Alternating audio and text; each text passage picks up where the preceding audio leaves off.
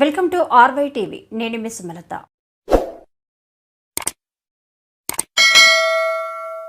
మెదక్ జిల్లా రామయ్యంపేట పట్టణంలోని రేణుక ఎల్లమ్మ దేవాలయాలకు ప్రత్యేకంగా బోనాలు ఆయా ప్రాంతాల్లో ఘనంగా నిర్వహించారు.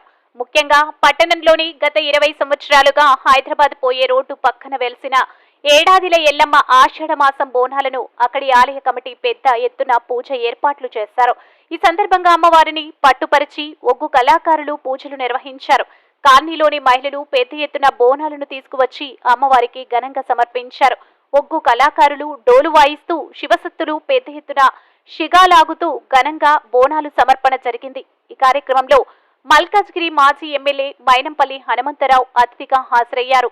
ఆయనను ఆలయ కమిటీ శాలువాలు కప్పి సన్మానించారు. అనంతరమైన అమ్మవారికి కొబ్బరికాయ కొట్టి పూజలు చేసి అమ్మవారికి మొక్కుకున్నారు. అనంతరం అక్కడ ప్రజలతో ఆయన మాట్లాడుతూ ప్రజా సమస్యలను తెలుసుకున్నారు. ముఖ్యంగా డబుల్ బెడ్రూమ్ నుండి వెళ్లి దారి బాగాలేదని ప్రజలు తెలిపిన దానికి ఆయన స్పందించి మట్టి రోడ్డు వేయడం జరుగుతుందని, అలాగే లైట్లు లేకపోవడంతో లైట్లు వేయడానికి ట్రాన్స్కో అధికారులు స్తంభాలు ఇవ్వడం లేదని కౌన్సిలర్ గంగాధర్ తెలపడంతో అక్కడికక్కడే ఆయన ఏడీకి ఫోన్ చేసి తప్పనిసరిగా స్తంభాలు ఇవ్వాలని ఆదేశించారు. ఈ కార్యక్రమంలో టీపీసీసీ అధికార ప్రతినిధి పల్లె రామచంద్ర గౌడ్, కాంగ్రెస్ సీనియర్ నాయకుడు చౌదరి సుప్రభాతరావు, మాజీ ఎంపీపీ యేసు రమేష్ రెడ్డి, కాంగ్రెస్ కౌన్సిలర్లు దేమే యాదగిరి, సుందర్ సింగ్, దేవునిరాజు, దోమకొండ యాదగిరి, ఎనిశెట్టి అశోక్, అల్లాడి వెంకటేష్, కంభంపాటి విప్లవ్ కుమార్, డాకీ స్వామి తదితరులు పాల్గొన్నారు.